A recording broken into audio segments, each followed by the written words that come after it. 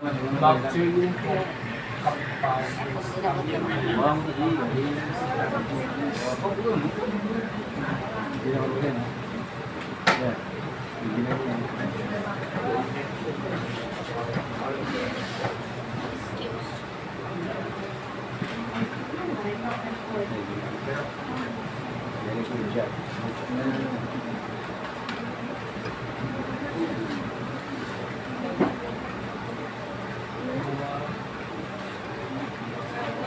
Okay, so it is said that tuberculosis may be mistaken of one of the diseases, which is your brucellosis.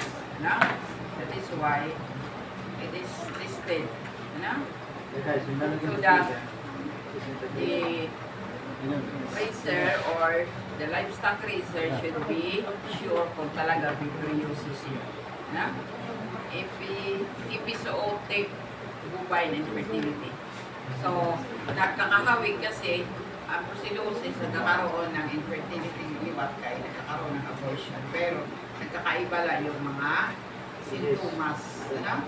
Pero, the test that is performed is you have your agglutination test. Actually, di ba, bago ni Juan sa bull lang, dirigad lang, pwede naman din sa female, ano?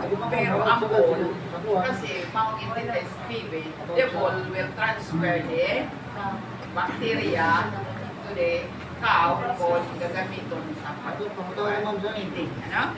That is why before gamiton siya, mayaon ang pregnancy ko siya tuberculosis, iti-test ko na siya.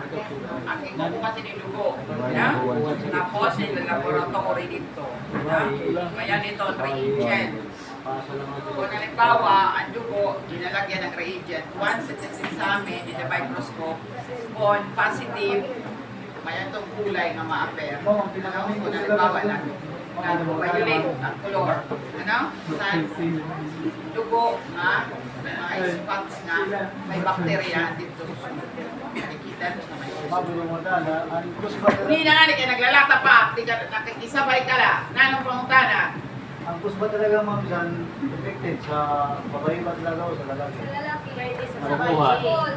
Pwede din lang sa Agad, sabay. pero kaya nga naging detest ang ball, kay baka ang ball sa paggamita sa pagkasta, nakadara siya sa bacteria, hikang sa babaye. Kasi like for example, it is mistaken na ang tuberculosis nagpapareho sa brucellosis kasi ang brucellosis pag nagkaroon ng contact ang male nga sa female, natatransfer ang kanya bacteria. Ano? So that is why ititest ko na ang ball before breeding para sure na waray siya dara ng microorganism. Ano? Ang agglutination test, makuhaan nyo na dugo. Lalaboratory, tapos kung negative, magandito na siya.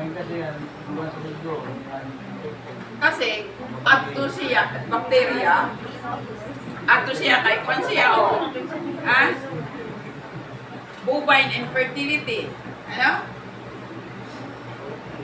Pag dirigin test, diri ka sure kung may siya dara ng microorganism, di ba? Sabi natin, lahat ng mga microorganism pwede dala natin what we call as fomites. Ato sa sapatos, ato sa demubado, ato sa mga gamit.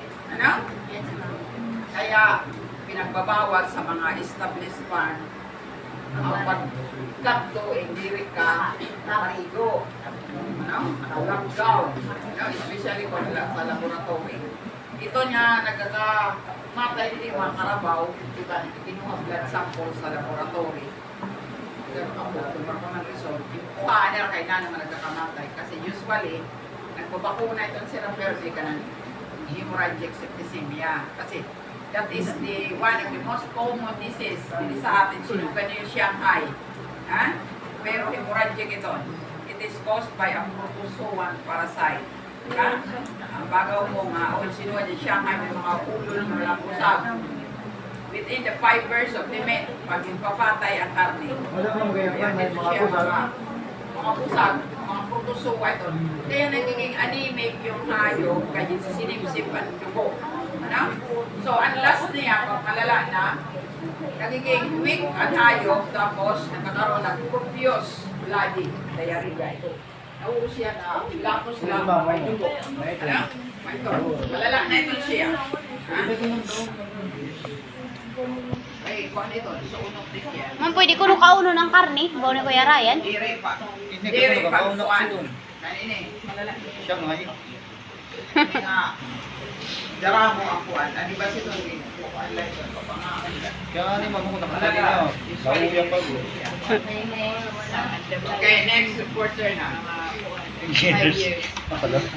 Pag napig sa kahit. Housing Bird.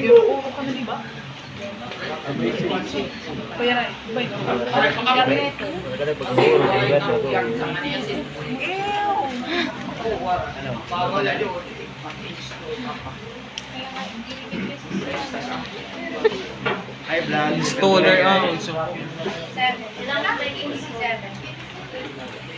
okay lang. Iba siya kasi pinaka-latest tayo nila. Ito, sinabi sa nanay ka rin po. Ako nga ni Jack. Dito baro. Ang gano'n sila. May kunalo sila. Tapos ilaksi nila.